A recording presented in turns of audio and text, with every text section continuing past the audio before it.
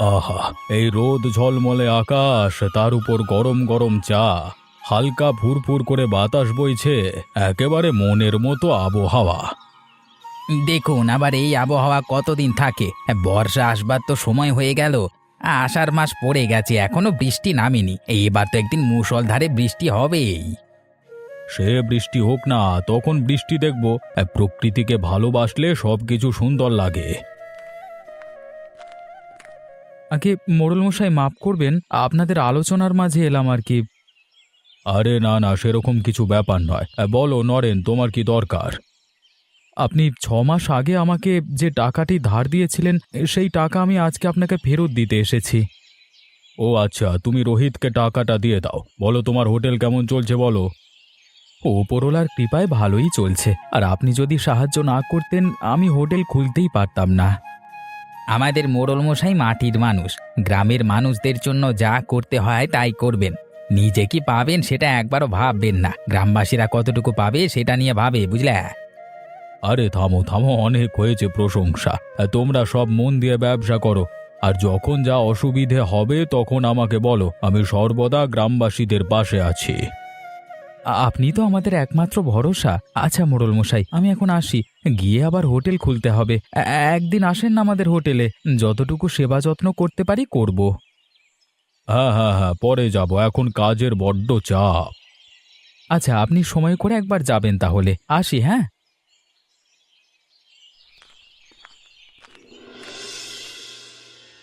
তোর বাবা, এ মাসেও তেমন লাভ হলো না। সামনে নরেন হোটেল খোলাতে একদম ব্যবসা বসে গেছে। আগে কত সুন্দর লাভ হতো। কি গো, কি করছো? আমার একটা আবদার আছে তোমার কাছে। দেখো গিন্নি, এখন এখান থেকে যাও, আমার মাথা খেও না। এমনিতেই মাথাটা গরম হয়ে আছে। তোমায় কখন কি বলে দেব, তার থেকে ভালো তুমি এখান থেকে যাও। কি হয়েছে গো তোমার? সকাল সকাল তুমি এত চটে আছো কেন? আর কেন, গত 6 মাস ধরে আমার ব্যবসার লাভ দিন দিন কমে যাচ্ছে। ওই নরেন আমার সামনে হোটেল খুলতে ব্যবসা সেরকম চলে না, বুঝলে। এই ছোট ব্যাপার নিয়ে তুমি এত মাথা গরম করছো কেন? তুমি ওর ব্যবসা তুলে দিতে পারবে না? ও নিজের টাকা দিয়ে ব্যবসা করছে, আমি তুলবো কিভাবে? আজব কথা বলো তো। বাড়িতে গিয়ে ভয় দেখাবে, না মানতে চাইলে গলা কেটে দেবে, তাহলেই তো ব্যবসা উঠে যাবে। আর কে জানতে পারবে তুমি খুন করেছো? গিন্নি, তুমি আমাকে খুন করতে বলছো? এসব কাজবাজ আমি পারবো না বাবা। তাহলে তোমার আর ব্যবসা করতে হবে না। ব্যবসা করতে গেলে এসব করতেই হবে। যারা বড় বড় কোম্পানি চালায় তারা কি সৎভাবে কাজ করে নাকি? সৎভাবে কাজ করে কোনো দিন অত বড় হওয়া যায় না। ঠিক আছে, আমি ওকে ভয় দেখাবো। যদি ভয় না পায় তখন গলা কেটে দেব। এই গ্রামের সবার আগে ব্যবসা শুরু করেছি আমি, তাই আমার জোরটা বেশি। গিন্নি, তুমি চিন্তা করো না, এবার আমি একটা হেস্তো নেস্তো করেই ছাড়বো।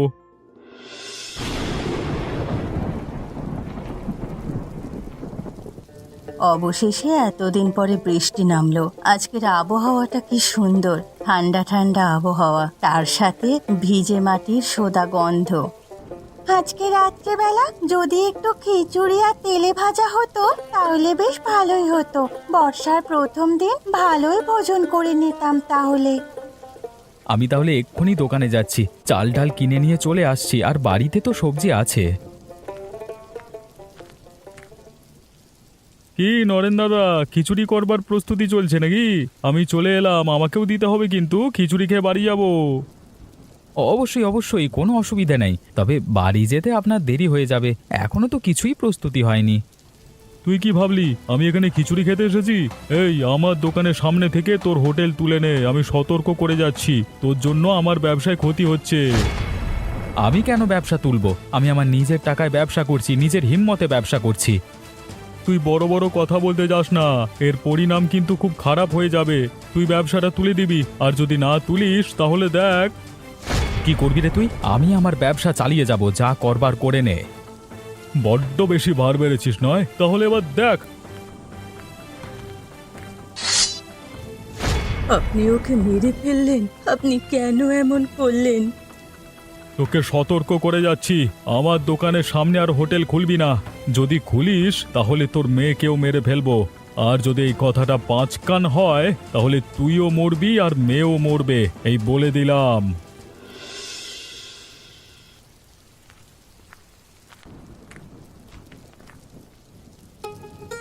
আমি পেরেছি গিন্নি, আমি পেরেছি।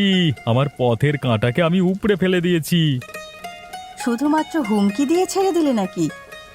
আরে হুমকিতে কথা শুনছিল নাকি, তাই জন্যই ছুরি দিয়ে গলা কেটে দিয়েছি, সাথে সাথে মারা গেছে। আর ওর মেয়ে বউকে সতর্ক করে এসেছি, যদি এ কথা কেউ জানতে পারে তাহলে ওর মেয়েও মরবে। যাক বাবা, তাহলে তোমার মনেও সাহস এসেছে, না হলে তো ভিতুর ডিম ছিলে। এবার আমি একাই ব্যবসা করব এই গ্রামেতে, শুধুমাত্র একটাই খাবারের হোটেল থাকবে। তাহলে এখন তো বেশি টাকা উপার্জন হবে। আমি কি বলছি, এই মাটির বাড়ি আর ভালো লাগছে না, একটা পাকা বাড়ি করো, আমারও থাকতে বেশ ভালোই লাগবে। করব গিন্নি, করব। আরে বাড়ি করা তো আর মুখের কথা নয়, সেখানে অনেক টাকার প্রয়োজন। 4-5টা মাস সময় নিতে দাও আমায়, তারপর আমি দেখবে সব করছি। আচ্ছা ঠিক আছে, তুমি তাহলে সময় নাও। আমারও ইচ্ছে ছিল আমি পাকা বাড়িতে থাকবো, তাহলে আমার স্বপ্ন পূরণ হচ্ছে। এরকম একটা বর থাকলে সবকিছু স্বপ্নই পূরণ হবে। আচ্ছা গিন্নি, আমাকে জলদি খেতে দাও তো, পেটে ছুঁচো দৌড়াদৌড়ি শুরু করে দিয়েছে। আমি হাত মুখ ধুয়ে আসছি। আচ্ছা আমি বলছি কি, জামা কাপড়গুলো বদলে নাও, খুনোখুনি করে এসেছো, ওই জামা পরে খেতে হবে না। ওই জামাগুলি কাল আমি ফেলে দেব, তুমি অন্য জামা পরে আসবে, ঠিক আছে? এখন যাও।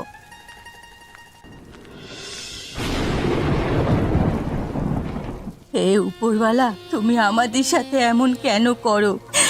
এত কষ্টে আমার স্বামী একটা ব্যবসা দাঁড় করিয়েছিল, ব্যবসা তো বন্ধ হয়েই গেল, তার সাথে সাথে তুমি আমার স্বামীকেও কেড়ে নিলে। এখন আমি থাকবো কিভাবে? মা, ওই বদমাশ লোকটা আমার বাবাকে মেরে ফেলেছে, চলো আমরা মোড়ল মশাইয়ের বাড়িতে গিয়ে নালিশ করে আসি। মোড়ল মশাই নিশ্চয়ই কিছু একটা ব্যবস্থা করবেন। না রে মা, ওসব আমি করতে পারবো না। যদি আমি মোড়ল মশাইকে নালিশ করি তাহলে ওই বদমাশ লোকটা তোকেও মেরে ফেলবে, তাহলে আমি কাকে নিয়ে বাঁচবো রে? আমার বাবাকে কেড়ে নিয়েছে মা আমার কাছ থেকে। কি দোষ করেছিলাম আমি? আমি যার কোনোদিন বাবাকে দেখতে পাবো না, বাবার সাথে মজা দুষ্টুমিও করতে পারবো না। উপরওয়ালা, তুমি এখন আমাদের আশা ভরসা, আমাদেরকে দেখো। এই একটা মেয়েকে নিয়ে আমি কোথায় যাব, কি করব? মা তুমি চিন্তা করো না, আমার কিচ্ছু হবে না। তুমি চলো আমার সাথে মোড়ল মশাইয়ের কাছে। এইভাবে অত্যাচার কেন সহ্য করব? ওকে আমি গ্রাম ছাড়া করব। মা আমি তোর পায়ে ধরছি, তুই ছাড়া আমার কেউ নেই রে। তুই যদি আমার কাছ থেকে অনেক দূরে চলে যাস তাহলে আমি কাকে নিয়ে বাঁচবো? দরকার নেই রে, প্রয়োজন হলে আমরা গ্রাম ছেড়ে চলে যাব, অনেক দূরে দুজনে মিলে চলে যাব। কিন্তু তা বলে আমরা চুপ করে বসে থাকবো? এটা তো বাবার প্রতি অন্যায় করা হবে। বাবা আমাদের জন্য এত কিছু করে গেলেন, আমরা বাবার জন্য কিচ্ছু করব না? তুই সুস্থ সবলভাবে জীবনযাপন করলেই তোর বাবা শান্তি পাবে, আর অন্য কিচ্ছু করার দরকার নেই রে, আর কিচ্ছু দরকার নেই। রোহিত, চলো আজকে কোথাও থেকে খেয়ে আসি। বর্ষার দিনে কোথায় ভালো খিচুড়ি হবে বলো তো? আচ্ছা, নরেনের হোটেলে তো ভালো খিচুড়ি হতো শুনেছিলাম, ওখানেই চলো। নরেন দাদার হোটেল তো অনেকদিন আগেই বন্ধ হয়ে গেছে, এখন একমাত্র ইমরানের হোটেল খোলা, কিন্তু ওর হোটেলে যে খিচুড়ি হয় না। এই তো কদিন আগে আমাকে টাকা দিয়ে গেল, বলল ব্যবসা দারুণ চলছে। হঠাৎ কি হলো যে ওর হোটেল বন্ধ হয়ে গেল কেন? কদিন আগে শুনতে পেয়েছিলাম নরেন দাদা মারা গেছে কিছু একটা রোগের কারণে, তখন প্রচন্ড কাজের চাপ ছিল, তাই জন্য দেখতে যেতে পারিনি। এসব তো আমি শুনিনি, ব্যাপারটা আমার ঠিক সুবিধের বলে মনে হচ্ছে না। রোহিত, একবার চলো তো ওদের বাড়িতে, নরেনের বউয়ের সাথে কথা বলে আসি। আচ্ছা চলেন, এই ব্যাপারটা না প্রথমে আমারও মাথায় ঢোকেনি, আজকে ব্যাপারটা গেলে পুরো খোলসা হয়ে যাবে, চলুন তো। হঠাৎ রোগ হলো, হঠাৎ মারা গেল, কি হচ্ছে কি? আমার তো কিছু একটা খটকা লাগছে, এর পেছনে কিছু একটা রহস্য লুকিয়ে আছে। চলো তো আমার সাথে। দাঁড়ান মোড়ল মশাই, আমি ভেতর থেকে ছাতাটা নিয়ে আসি। এখন যদিও বা বৃষ্টি পড়েনি, বৃষ্টি আসতে কতক্ষণ, আপনি একটু দাঁড়ান।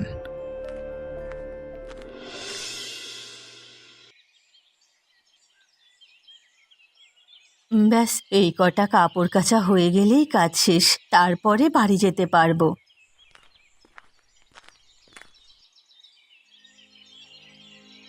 সেগুড়ে বালি, আগে এই সমস্ত কাপড় পরিষ্কার করবি, তারপরে বাড়ি যাবি। আবার দুপুরে এসে বাসনগুলো পরিষ্কার করে দিয়ে যাবি। এটা কিন্তু আপনি অন্যায় করছেন। আমায় একবার বাড়ি যেতে দেবেন না? আমার মেয়েটা বাড়িতে একা বসে আছে, ওকেও তো গিয়ে একটু সাহায্য করতে হবে। আমার মুখে মুখে কথা বলছিস? বড্ডবার বেড়ে গেছিস বল। দাঁড়া, আমার স্বামীকে বলে তোর মেয়েটার একটা ব্যবস্থা করছি। না না, আপনি কিছু বলবেন না, আমি আপনার সমস্ত কাজ করে দিচ্ছি। আমার মেয়েটাকে আপনারা ছেড়ে দিন, ওকে আমি পড়িয়ে অনেক বড় করতে চাই। সে তুই তোর মেয়েকে যা পারিস কর, তবে আমার বাড়ির কাজগুলো যেন সব হয়, তারপর যেখানে যাবি যা। আমি বললাম তো সমস্ত কিছু করে দেব, এই নোংরা কাপড়গুলোকেও পরিষ্কার করে দেব। আপনি কোনো চিন্তা করবেন না। আর কতদিন এভাবে পারবো জানি না, তবে যতদিন পারি এরকম ভাবে আপনাদের কাজকর্মগুলো করে দেব। করবি না মানে? তোকে করতেই হবে। তুই না পারলে তোর মেয়েকে পাঠাবি, আমাদেরও তো বয়স হবে। আমাদের কাজগুলো কে করে দেবে? আমি কি বুড়ো বয়সে কাজ করব নাকি? আপনারা আমার সাথে যা ইচ্ছে তাই করুন, কিন্তু আমার মেয়েটাকে এসবে জড়াবেন না। আমি ওকে সুস্থ জীবন দিতে চাই, কেন ওকে নিয়ে টানাটানি করছেন? ঠিক আছে, আমি পরে ভেবে দেখব। এখন বেশি কথা না বলে এগুলো কর, তারপর বাড়ি যাবি। আমি আমার স্বামীর সঙ্গে কথা বলে তারপরে তোকে বলবো। স্বামীর কথাই শেষ কথা, এখানে আমি কিছু করতে পারি না। ও যদি বলে তোর মেয়েকেও আসতে হবে, তাহলে আসতেই হবে, আমার কিছু করার থাকবে না। হায় উপরওয়ালা, হে তুমি আমাদের কিরকম পরিস্থিতিতে ফেললে। আমার মেয়েটার জীবনও যে এরা শেষ করে দেবে। আমাদের ওপর একটু হলেও দয়া করো, আমরা তো কোনোদিন কারো ক্ষতি করিনি, তাহলে এত বড় শাস্তি কেন দিচ্ছ? কেন?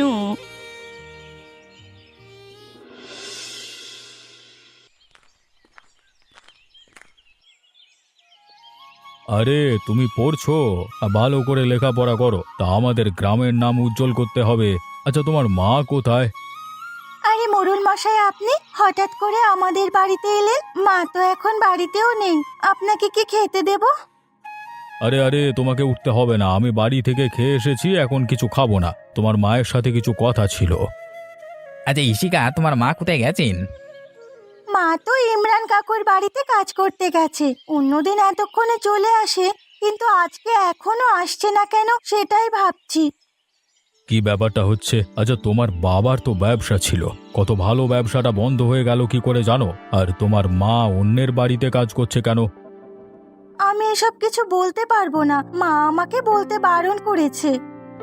তুমি ভয় পেও না, আমাদের বলো, তবেই তো তোমাদের সমস্যার সমাধান করব। তোমার বাবা কি সত্যি রোগে আক্রান্ত হয়ে মারা গেছেন নাকি? না, আমার বাবাকে ওই বদমাশ হোটেলওয়ালা ছুরি দিয়ে খুন করেছে। আমি নিজের চোখে দেখেছি, আমার মাও দেখেছে। কিন্তু কেন? আমার বাবা ওই হোটেলওয়ালার সামনে হোটেল খুলেছিল বলে খুন করে দিয়েছে, যাতে আমরা আর ব্যবসা করতে না পারি। তার জন্য মাকে বলেছে ওদের বাড়িতে কাজ করতে যেতে, না হলে আমাকেও খুন করে দেবে। আমার বাবা খুব ভালো মানুষ ছিল মোড়ল মশাই। কি এত বড় স্পর্ধা আমার গ্রামে এসব? আমি থাকতে গ্রামে খুন? রোহিত, চলো ওর বাড়িতে, আমি দেখে নিচ্ছি বাকিটা। না না, এটা করা ঠিক হবে না। আমাদের রেগে গেলে চলবে না, ঠান্ডা মাথায় কাজ করতে হবে। তবে এসব কথা শুনে আমারও প্রচণ্ড রাগ হচ্ছে, কিন্তু আমার কাছে একটা ভালো বুদ্ধি আছে। কি বুদ্ধি গো? এখন আমি বলছি না। ইশিকা, তুমি তোমার মাকে বিকেলে মোড়ল মশাইয়ের বাড়িতে দেখা করতে বলো, তুমিও যেও, তখনই সব বলবো। আচ্ছা, তাই হোক। এখন তাহলে আমরা আসি।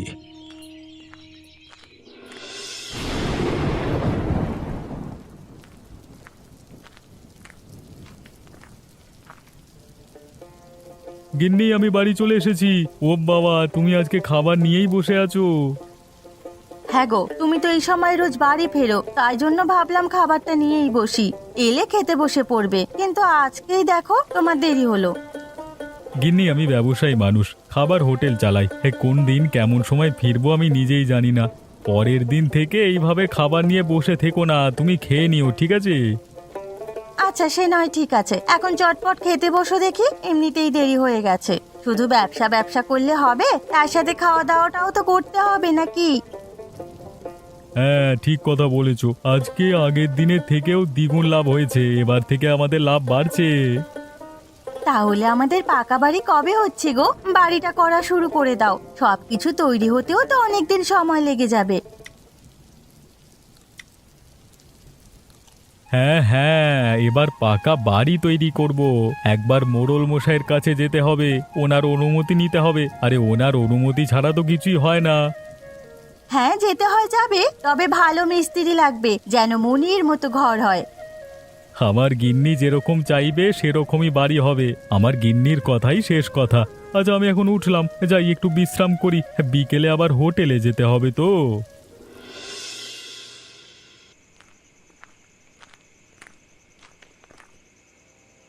আগে মোড়ল মশাই, আপনি আমাকে ডেকে পাঠিয়েছিলেন? হ্যাঁ হ্যাঁ, আপনি বসুন। অনেক কিছু ঘটনা ঘটে গেছে, আপনি আমাদের কিছুই বলেননি। আসলে আমরা আজকে আপনার বাড়ি গিয়েছিলাম, আপনার মেয়ে ইশিকা আমাদের সব বলেছে। আমরা এবার একটা ব্যবস্থা করব, তাতে আপনারও লাভ হবে আর ওই বদমাস শাস্তি পাবে। আমি আপনাদের কাছে হাত জোড় করছি, এইসব নিয়ে আর টানাটানি করবেন না। আমি চাই না আমার মেয়ের জীবন চলে যাক, তাহলে আমি কাকে নিয়ে বাঁচবো? দেখুন, আমাদের কথাটা শুনুন। অন্যায়কে এভাবে প্রশ্রয় দেবেন না। এমনিতেই সব কথা শুনে আমার মাথা গরম হয়ে আছে। তবে রোহিতের কাছে কি সব পরিকল্পনা আছে, তাই জন্য আমি এখনো চুপ করে আছি। আপনি আমার কথাটা শুনুন, আপনাদের হোটেল তো নেই, তবে কিছু পরে তো খেতে হবে। আপনি ভালোই তো রান্না বান্না জানেন, হোটেলে রান্না করতেন। আপনি একটা তেলে ভাজার দোকান খুলুন, সেখানেও বেশি খাটাখাটনি নিয়ে নেন, তার সাথে সাথে আপনাদের দুটো পয়সা রোজগার হবে। কিন্তু আমি তো ইমরান দাদাদের বাড়িতে কাজ করি, এরপর সময় পাবো নাকি? আরে আপনি ওখানে কাজ ছেড়ে দিন, দোকানে কাজ করুন আপনার মেয়েকে নিয়ে, আর আমরা আশেপাশেই থাকবো। এই খবর শুনে নিশ্চয়ই ওই ইমরান আবার আপনাদের ভয় দেখাতে আসবে, তখন আমরা হাতে নাতে ধরবো, তখন আর ইমরানের কিছু করার থাকবে না। একবার হাতে পাই, তারপর ওই বেয়াদবকে দেখিয়ে দেব মজা। আমার গ্রামে থেকে মানুষকে ভয় দেখাচ্ছে, খুন করছে। মোড়ল মশাই, এতদিন আমি ভয়ে ছিলাম, তবে এখন আপনাদের দেখে আমি মনে জোর পাচ্ছি। পুরো সাহায্য করব আপনাদের। আপনি দোকান খুলে দেখুন, একটু ব্যবস্থা করে দিন। রোহিত তোমাকে ব্যবস্থা করে দেবে, চিন্তা করতে হবে না। আর ভয় পেও না।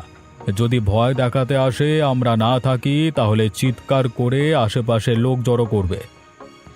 আচ্ছা ঠিক আছে মোড়ল মশাই, আমি এখন আসি। বাড়িতে অনেক কাজ পড়ে আছে, মেয়েটাও একা আছে। হ্যাঁ হ্যাঁ, তুমি যাও। এখন কদিন আমরা তোমার বাড়ির চারপাশেই থাকবো।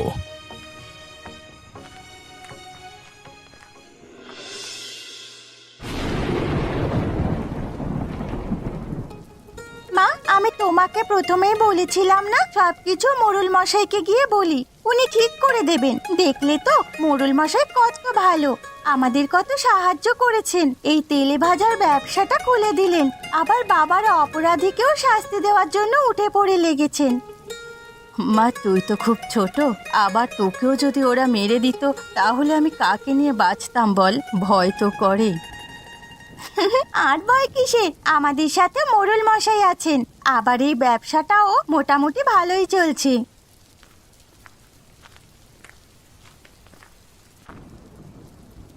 আরে বৌদি যে, আপনি আবার এই দোকানটা কবে খুললেন? আপনাদের হোটেলটা তো বন্ধ হয়ে গেছিল, আবার এই ব্যবসাটা খুলেছ নাকি? হ্যাঁ গো, এই ব্যবসাটা আবার খুললাম, মোটামুটি ভালোই চলছে। তা আপনাকে কি দেব? আমাকে দুটো তেলে ভাজা দাও, বাড়ি নিয়ে যাব। কাকু, এই নাও তোমার তেলে ভাজা। তোমার হয়েছে 10 টাকা, খুচরো দেবে কিন্তু, আমাদের কাছে খুচরো নেই। হ্যাঁ হ্যাঁ, এই তোমার 10 টাকা। বৌদি, আপনি তো ইমরানের বাড়িতে কাজ করতেন, ছেড়ে দিয়েছেন নাকি? এর পাশাপাশি ওটাও করছেন নাকি? না মানে না, আমি ওর কাজ ছেড়ে দিয়েছি। যেখানে আমার সম্মান নেই, সেখানে আমি কাজ করতে পারবো না। কথায় কথায় রেগে যাওয়া, অত্যাচার করা, এইভাবে কাজ করা যায় না। হ্যাঁ হ্যাঁ, ঠিক কথা ঠিক কথা। ঠিক আছে বৌদি, আমি এখন আসি। আপনার ধান্দার সময় সমস্যা সৃষ্টি করব না। হ্যাঁ,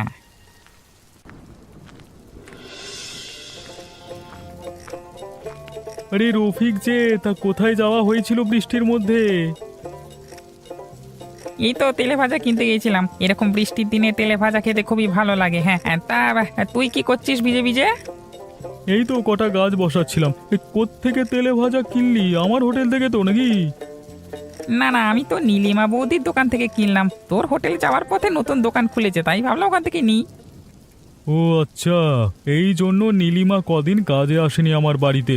দোকান খোলা আমি বের করে দিচ্ছি, দাঁড়া। তোরা নাকি ওকে বড্ড বেশি অত্যাচার করিস, অসম্মান করিস, তাই জন্য তোদের এখান থেকে কাজ ছেড়ে দিয়েছে বললো। মজা তো আমি এবার ওকে দেখাবই, বড্ড বার বেড়ে গেছে। আমাকে কিছু না বলেই দোকান খুলে ফেললে, মেয়ে আবার ব্যবসা করবে? হ্যাঁ, মা মেয়ে দুজনে তো ব্যবসা করছে, দেখলাম মোটামুটি লোকজন ওর দোকানে যাচ্ছে। আসলে ওদের হোটেলটা ছিল, সবাই জানে ওর হাতের খুব রান্না ভালো, তাই জন্য আরও যাচ্ছে। আচ্ছা ঠিক আছে, তুই এখন যা, তোর সাথে আমি পরে কথা বলবো, আমার একটু জরুরি কাজ আছে। কিন্তু তুই এত রেগে যাচ্ছিস কেন? ও তো সামান্য তোর বাড়ির কাজ ছেড়ে দিয়েছে, তুই অন্য কাজের মেয়ে দেখে নে না। তুই এসব বুঝবি না, তোর সাথে আমি পরে কথা বলবো, এখন তুই যা। আজকে অনেক দিন পর আবার এরকম টাকা উপার্জন করতে পারলাম আমরা, সত্যি আজকে খুব ভালো লাগছে। দেখলে তো, আমি তোমাকে প্রথমেই বলেছিলাম, তুমি শুধু শুধু ভয় পাচ্ছিলে। কিরে, এই তোদের কি ব্যাপার? তোরা কি আমার কথা শুনবি না বলেই ঠিক করেছিস নাকি? কেন, আমরা তো আপনার কোনো ক্ষতি করিনি। তোকে বলেছিলাম তুই সারা জীবন আমার বাড়িতে কাজ করবি, কাকে বলে তুই কাজ ছেড়েছিস? কাকে বলে তুই তেলে ভাজার দোকান খুলেছিস? এই, এবার তোর মেয়েকে আমি শেষ করে ফেলবো।